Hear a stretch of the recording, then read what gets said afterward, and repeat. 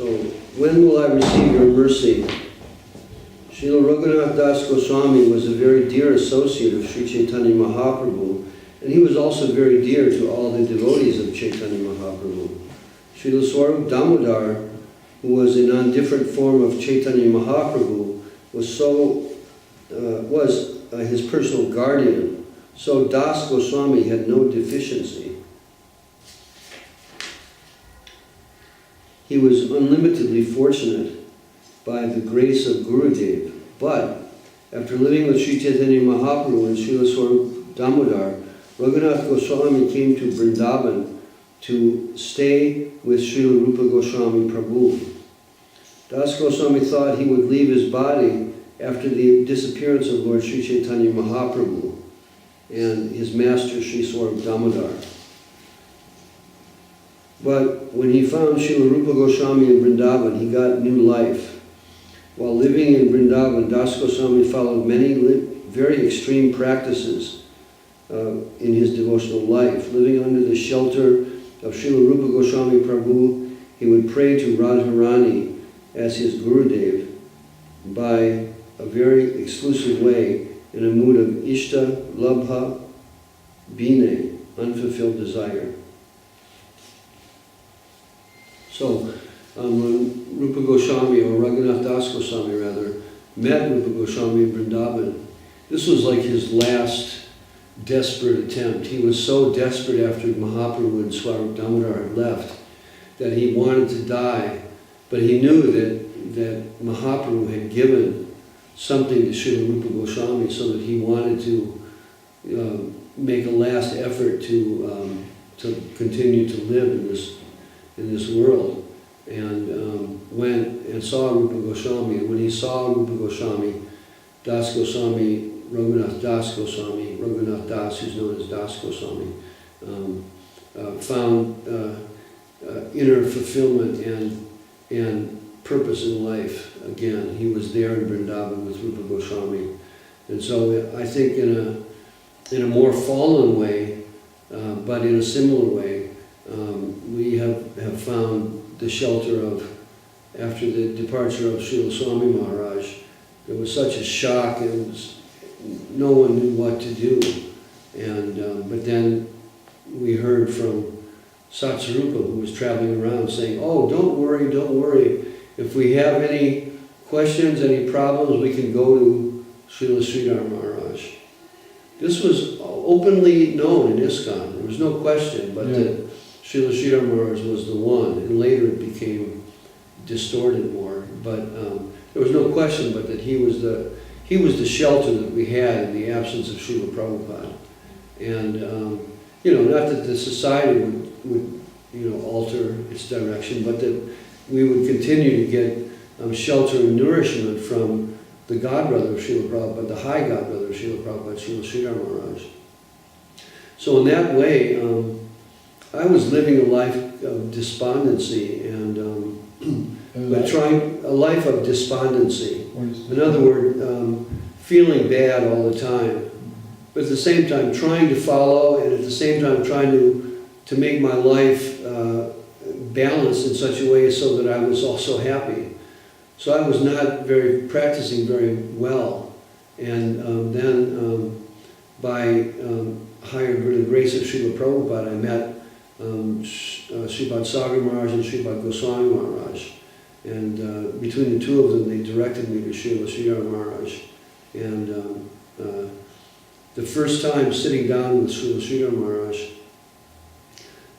I had come from a travel agency tour, so I had to go, sit with them drinking alcohol. I didn't drink alcohol, but they were drinking, and then they would be talking and all nonsense. When I was a travel agent, I used to travel with groups of travel agents to see the different sites. So in this case, we went to Hong Kong, Singapore, and Bangkok to see the different city sites in those cities. And from Bangkok, I flew to Calcutta to get to see Srila Sridhar Maharaj for the first time. I was working I managed the travel agency for my job. So I had to associate with these people in this really horrible atmosphere.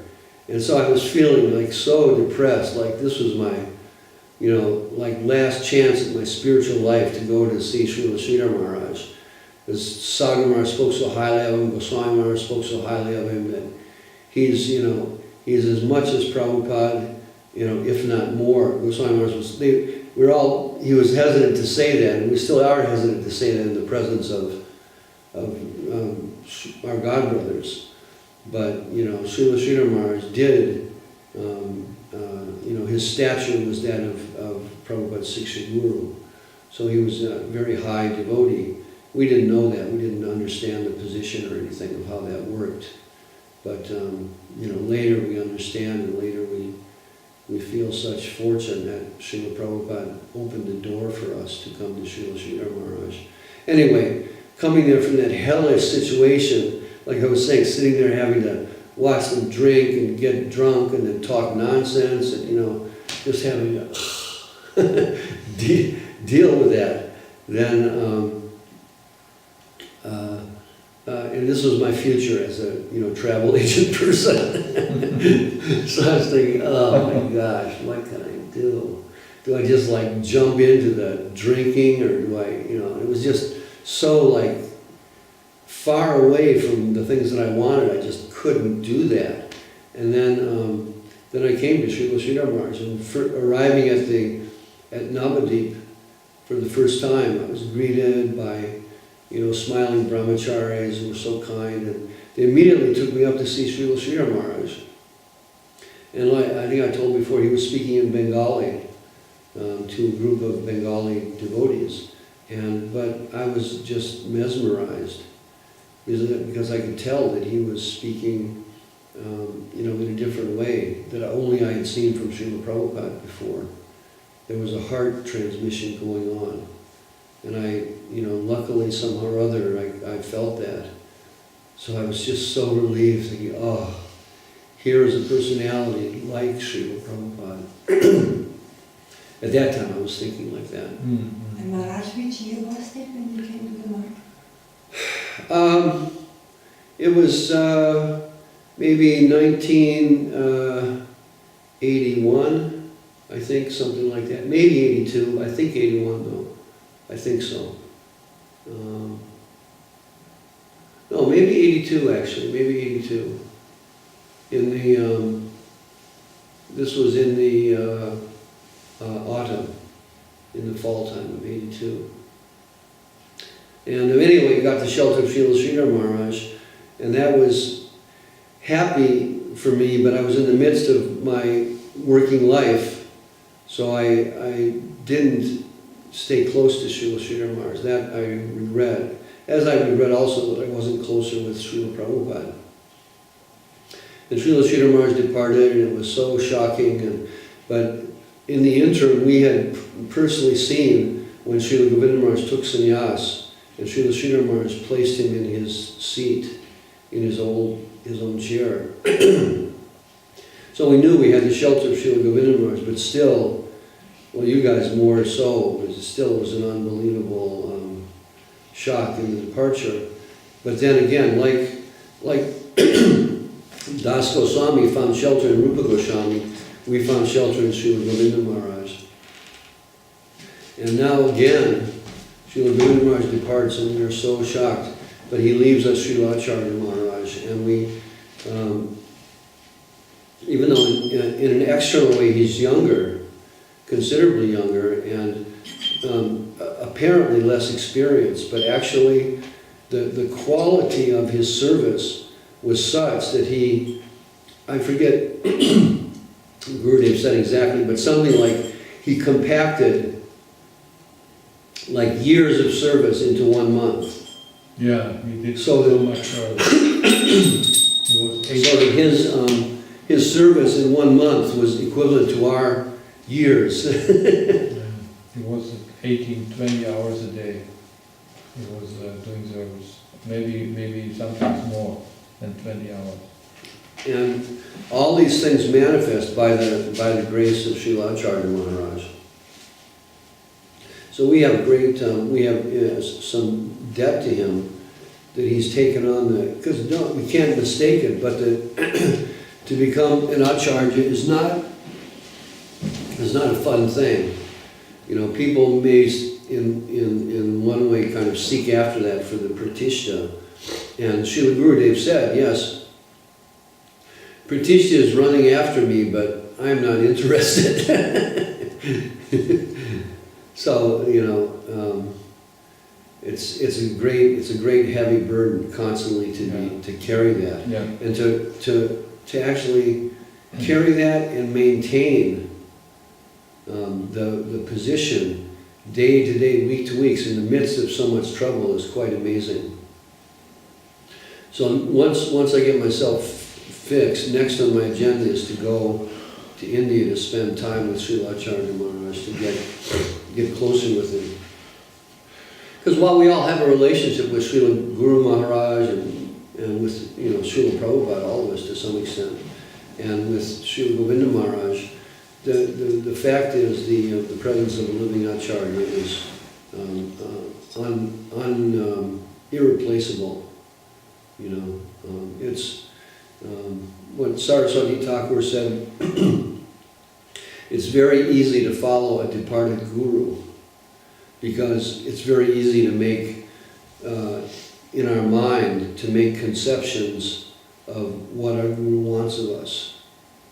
You know, but to follow someone who's right there, you know, in your face saying, you should do this, not always so easy. So, to place ourselves in a condition where we're confronted with challenges to our ego, that's a good thing.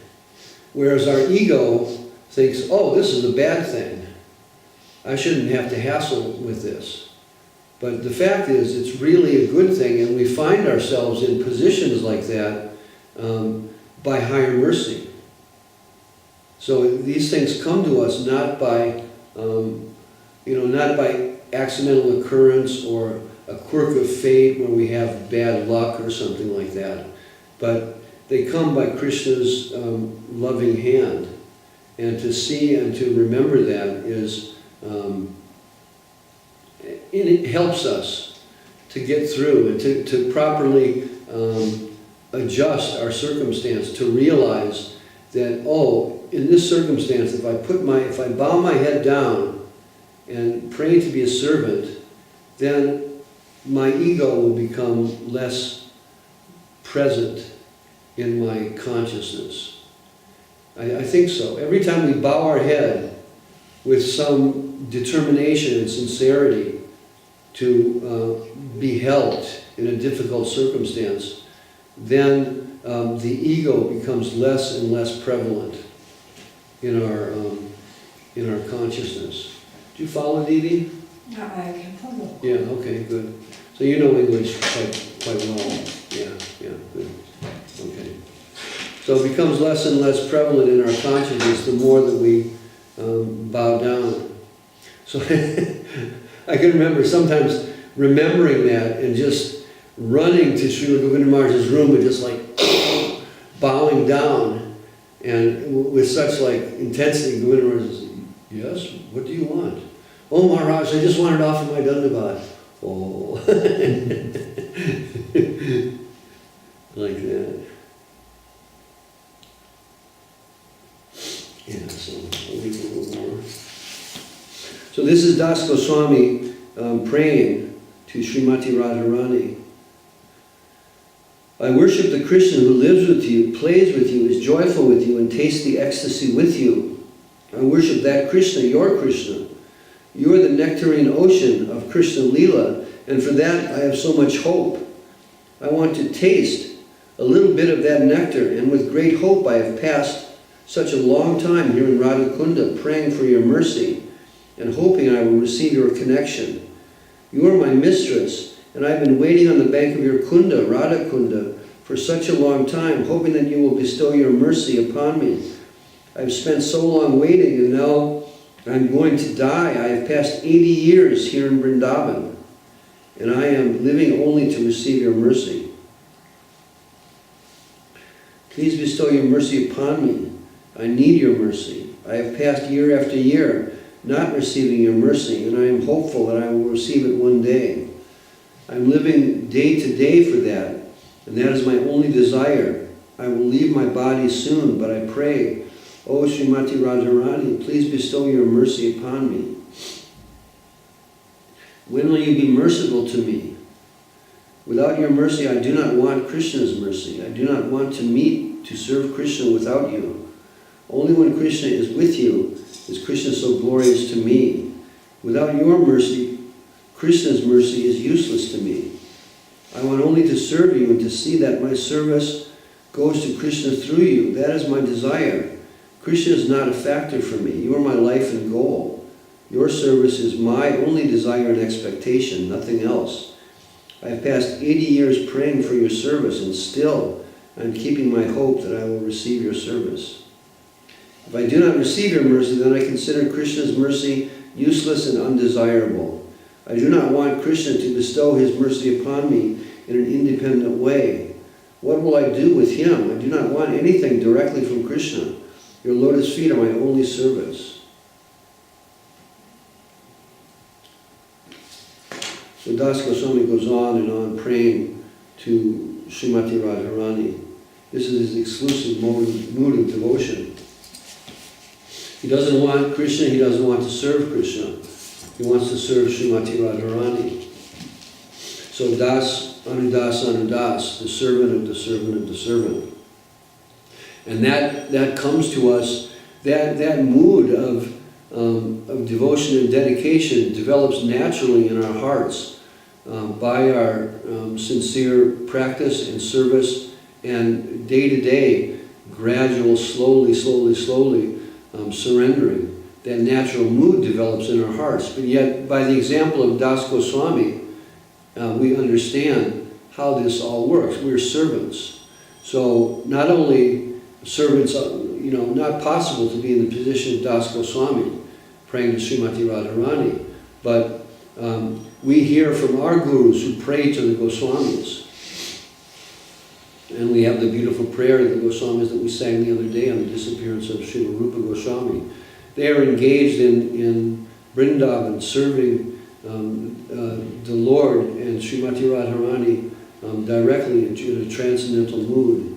And our gurus are serving them. And we are serving our gurus, or the servants of our gurus, better still.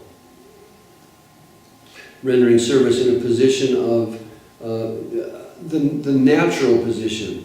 Even though the tendency of the ego is to think, oh, I can have a relationship with God. I'm qualified as much as anyone else. Why shouldn't I have a relationship with God? But that's the ego. The natural position of our soul as a marginal soul, as a marginal living being, the natural position of our soul is to serve in a very subordinate position. And it's said that the whole spiritual realm, from Vaikuntha to the highest plane in Gokula and Goloka Vrindavan, the highest place is made of spiritual substance that's higher than us. It's higher. So we cannot even walk in that plane without, if we walk for ourselves, it's an offense.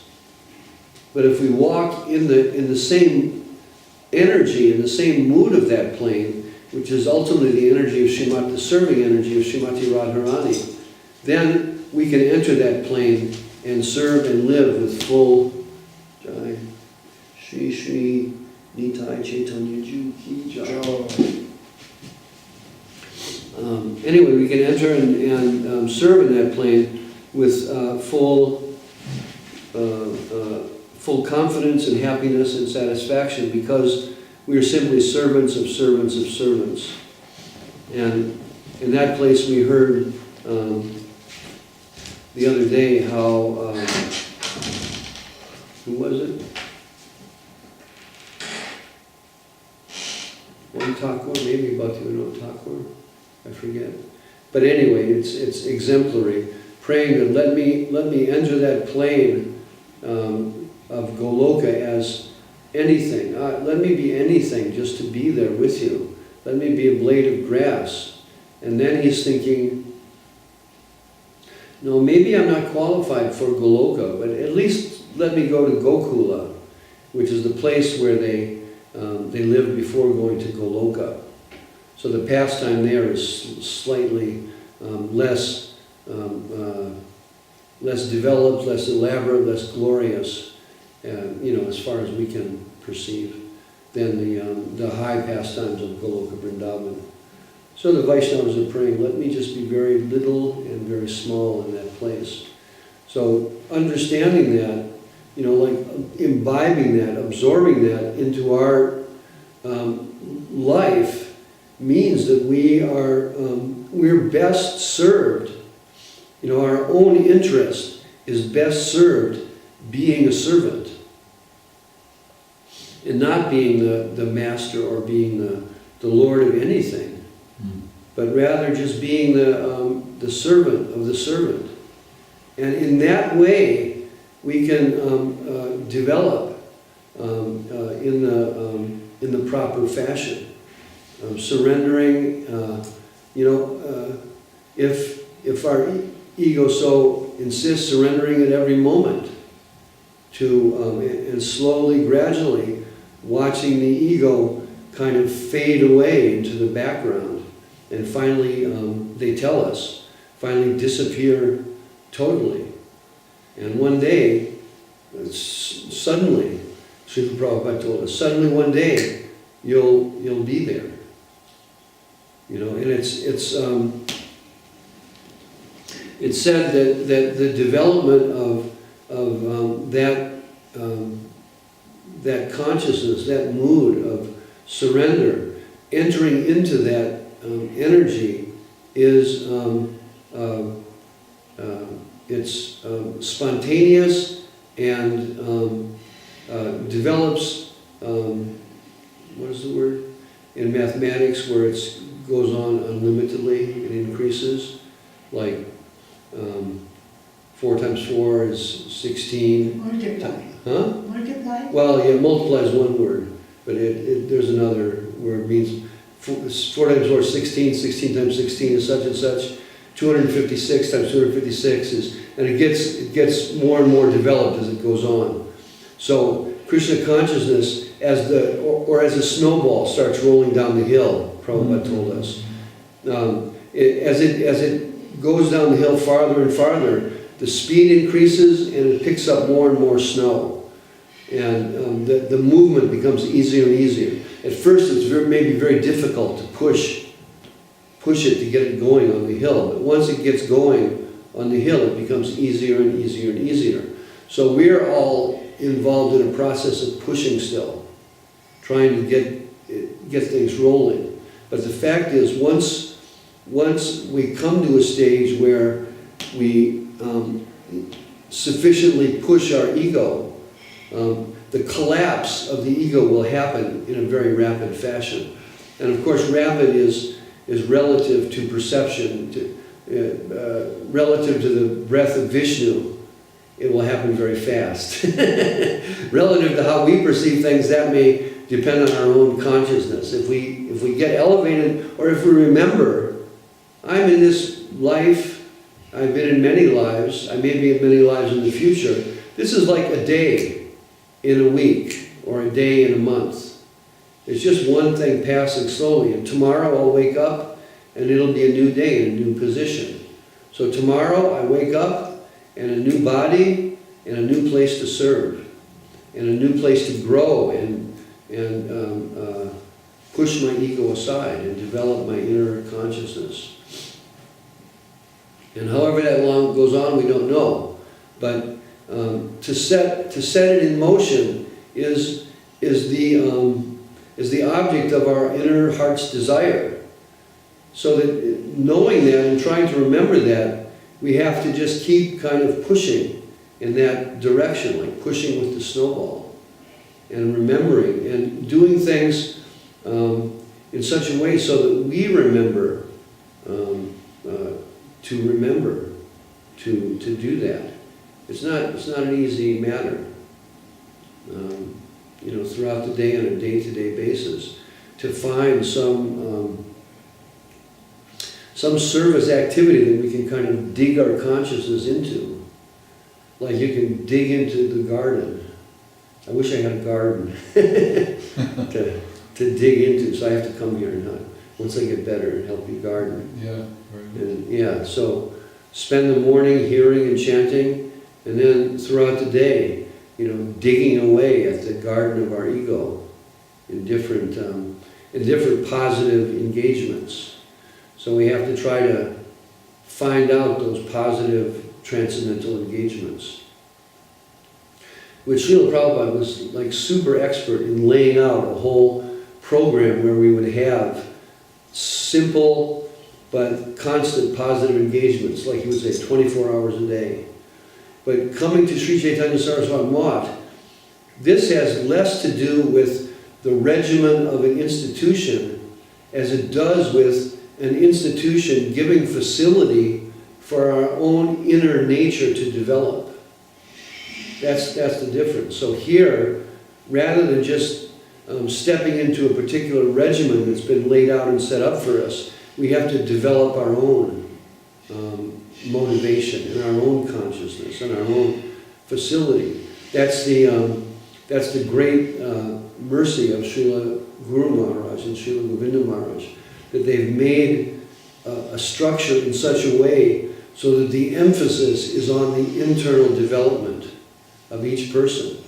And so there's not so much concern, as much heavy concern as within ISKCON with the exact nature of the sadhana, the exact nature of the rules and regulations, and so many things, where we individually, we need to follow that as much as we possibly can. But organizationally, we're not going to make anyone. We're going to encourage everyone to individually develop the inner determination to engage himself, his own inner self, in devotional service, and engage himself in the, step forward into the battle of struggling and, gradually killing off the ego. This is the second position, and this is how Sri Chaitanya Saraswati Math has been given to us, so that we can come to these individual conclusions and make our own real transcendental progress based on the determination of our inner heart. So Gurudev told me there was 3 Ds. Dedication, first we learn how to dedicate ourselves. And then determination. Then we have to become determined and dedicate ourselves according to our own inner desires and aspirations, and direct ourselves in a way that we become more and more purified. And then finally, the final D is devotion. So dedication, determination, devotion. And we're in the determination stage. And some people they don't like the determination stage as a difficult stage. So they immediately want to go to the devotion stage by hearing high devotional pastimes and so many different things. Ultimately I'm a gopi, ultimately I'm a cowherd boy, ultimately we're this and that. And hearing these things, which give some mental relief perhaps, but they don't give substantial spiritual development. These things come to us by realization, by our own advancement and progress, by purity. They don't come by reading a book in a stage where we're still thinking about, mundane satisfaction. It doesn't work like that. We have to, if we're still attached to the material world, that means we're in the stage where we have to struggle with our ego. And it's not going to, Krishna consciousness is not, cheaper than becoming an Olympic swimmer. They work day and night for years to do it. And this is more. So what can we expect? Right. It's way more, right? So Yeah. it's not a cheap thing to just oh God, give me your mercy, and poof, it's all over, or something. Or like they think, oh yes, I realized it's all spirit, we're all God, so I'm God, and poof, it's all over. It's not. That's just a mental thing. Oh, you get some mental notion about how everything material is illusory, and ultimately everything is spiritual, and you think that's a spiritual experience. It's just a mental experience.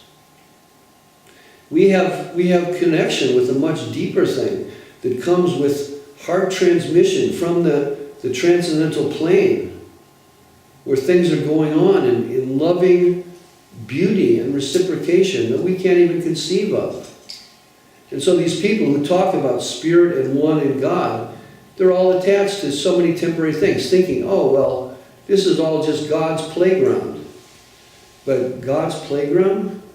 God is machine gunning himself in the Ukraine? Or God is, vomiting on Green Street and then laying in it to go to sleep? This is God's pastime? Give me a break. This is not the plane of spiritual experience. This is the plane of illusion. But experience of love and reciprocation and joy and beauty, it's all real. But it has to be found. We have to return to that by transforming ourselves from, attached personalities to devoted, dedicated personalities. That's the program. So I guess I'm going to stop here. Chant. Could I have a song book open to read? Yes.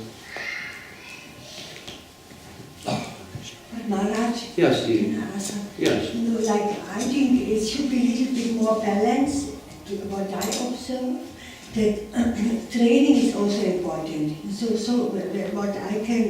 what my eyes see, maybe they are also not clear, but I think it's good that the devotees get a standard training. No, I agree. And that is not very developed. No, I know that's a problem with our mission, and I agree 100%. That new people who come, there should be a training program for new people. Right. And even if our gurus decide to accept people immediately, it should be with the understanding that they're going to spend time in the temple and learn what is the foundation of Krishna consciousness. I completely agree. Bhakti program. Huh? Like a Bhakti We should have something like that, Yes. because otherwise people become initiated and they just wander off and forget. No, I think Whereas- it's very necessary. And lucky if we somehow, I think the foundation that Srila Prabhupada gave me has enabled me to spend my life in Krishna consciousness. So to give somebody that foundation also within the context of Sri Chaitanya Saraswati Math is important, but how to do that is a question, because basically we're speaking to people who are, our message is for intermediate. It's for the Madhyama stage, where people begin to realize, oh, I'm not in Krishna consciousness for bliss. I'm in Krishna consciousness to be a servant. I don't want to take it from Krishna anymore. I just want to give. So from that stage, we want to bring people, but to find people who are ready for that, to come at that stage, is a very difficult thing. So we want to have, we want to be able to present Krishna consciousness to people who have come to that stage, and encourage people at that stage, but also encourage new people.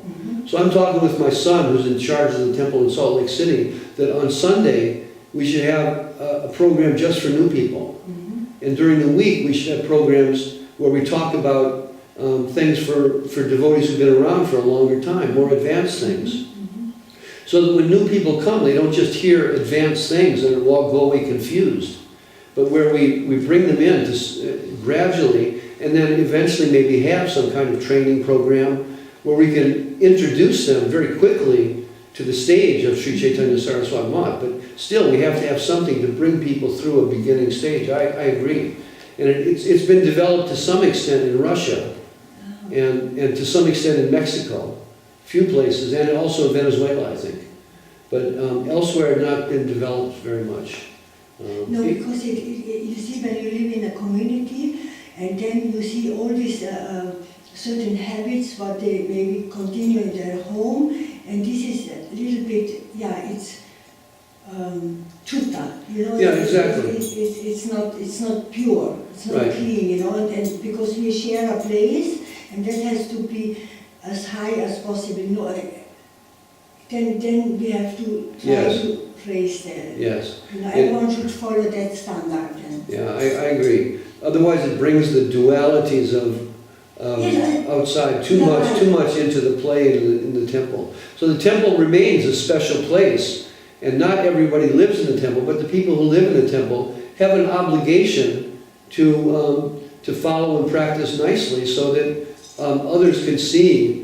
And you get that standard at home also, because Exactly. I think devotees should come here to observe and see, oh, how they do it here. And then I can apply it, and at home I will adapt that kind of practice. But I learned in thinking. India like that. Yes. In the month I learned just to observe how they do this, to how they go down, how everything, you know, Yes. you just, Yes. and you take the step Yes. from there, and then you inquire why they do it and like this. But you know, because we are so conditioned, and to break the condition, we have to work on that. And it has to be in a sangha, maybe possibly in a small group, but to discuss Yeah. that and have Discuss and work on developing in the household. to raise Yeah. a certain standard of purity. Also. Yeah, my whole household, I was very lucky when I was married, that my wife was very dedicated and strict, so she always offered the prasadam, always cooked the prasadam. We had artis every day, we had kirtans, and I was working, you know, sometimes really at my job, and I would come home just, but she would be doing arti, having kirtan, so I would like join in. But I can see if they're without someone carrying that standard, it can, and I've seen it. People lose touch, and sometimes even the children don't get any training in Krishna consciousness. It's not a happy thing. No, I think this would be good, little bit put some focus on it. I agree completely.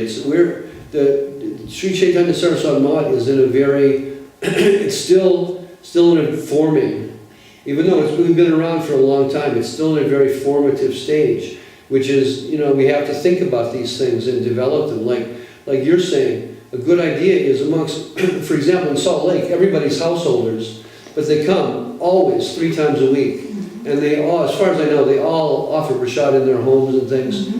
But it's a regular gathering 3 times a week for maybe 3 hours, chanting and hearing and discussing and so many things. So that's a good community where people, even they're working at jobs, after the job they come and, you know, and chant and serve in the temple. So it's a nice good thing. It's a big temple, Sri Maharaj, in Salt Lake City. Big. It's just a house. They own a house.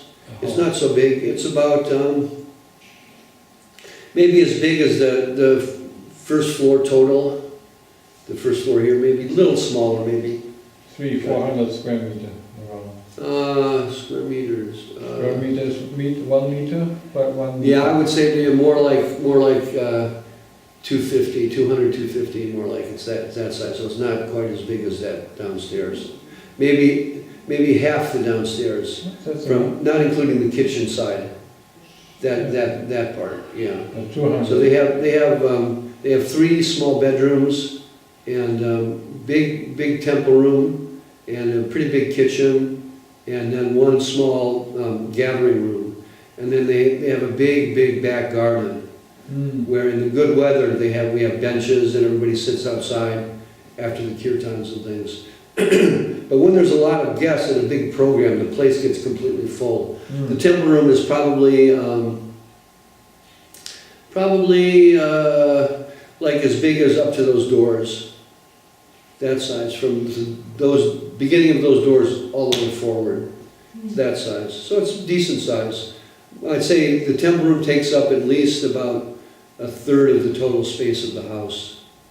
Yeah, Maybe a 1/4, but something like that. So it's, and there's Sri Lanka, and then Nrsimha Prabhu, you ever meet him? Nrsimha Prabhu Yeah. from London? He stayed in London for a while, but he was from America, and he stayed in India for years. He was in India for years. Nrsimha Chaitanya Das, yeah. He was a disciple of Sakya Maharaj? No, Not that no, not Nrsimha. that Nrsimha. No, this is a disciple of Srila Govinda Maharaj. I see. Yeah, not that No, Nrsimha. I don't No. know him.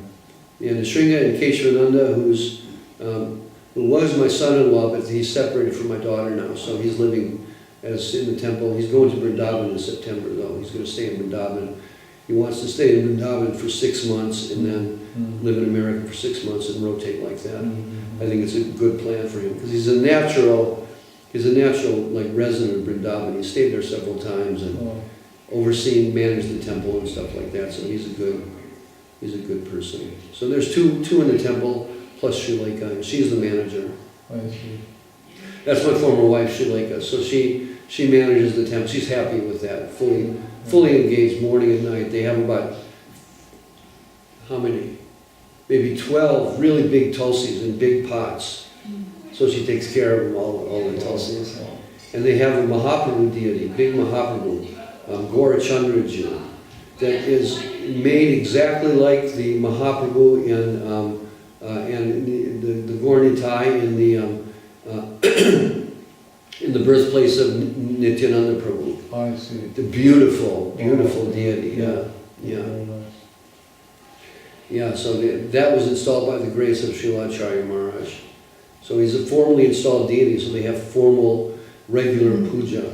But like Arti at 6 in the morning or something like that, Arti at 6, 12 and 6 every day, yeah. So it's a nice program.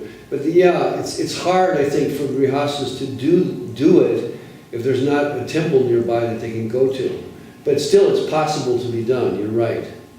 It would be nice if the temple had some kind of established program, like you're saying, I think, to give to the grihastas. Oh, just do it like this, and you can meet once or twice a week in somebody's house and discuss about how you can improve your own services, and that's a really good idea. But, okay.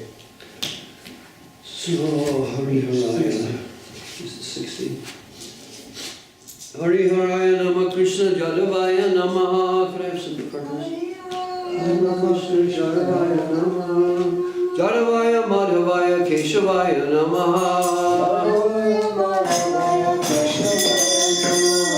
Gopala Govinda Ram Srimadi Sudana. Giridhari Gopinath Madana Mohana. Chaitanya Nityananda Sri Advaita Chandra. Radhadhara Shivasari Gaur Bhakta Vrinda.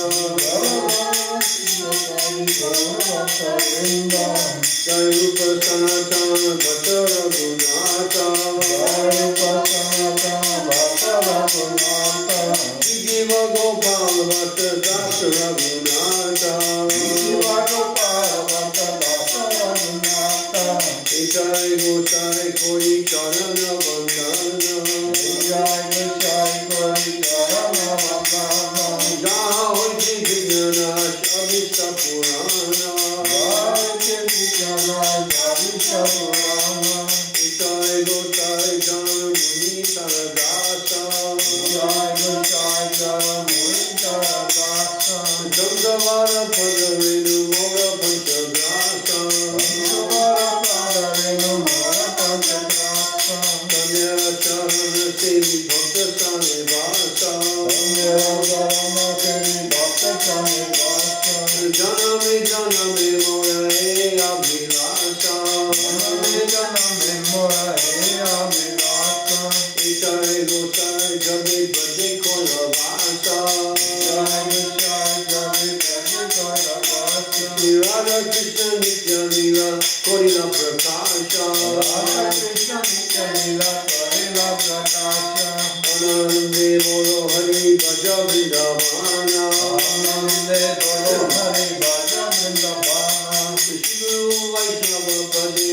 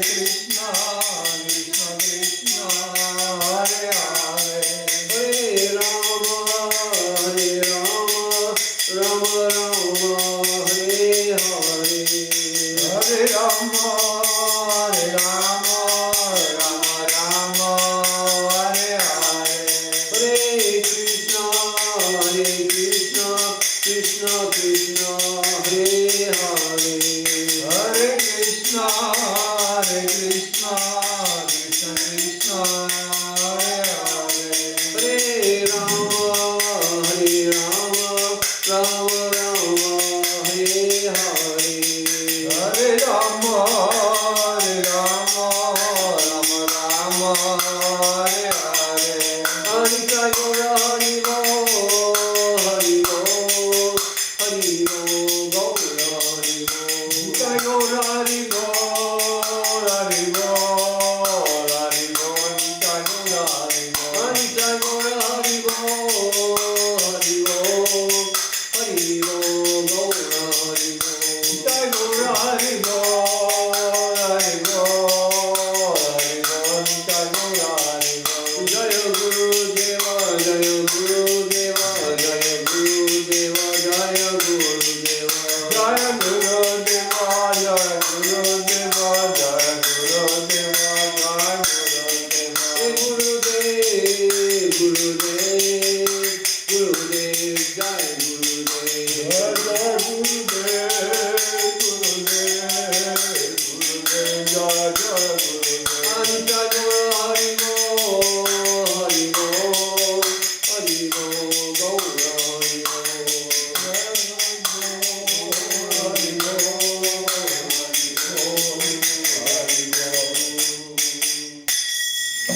Jai Vishnupad Srila Bhakti Nirmala Acharya Maharaj Ki Jai.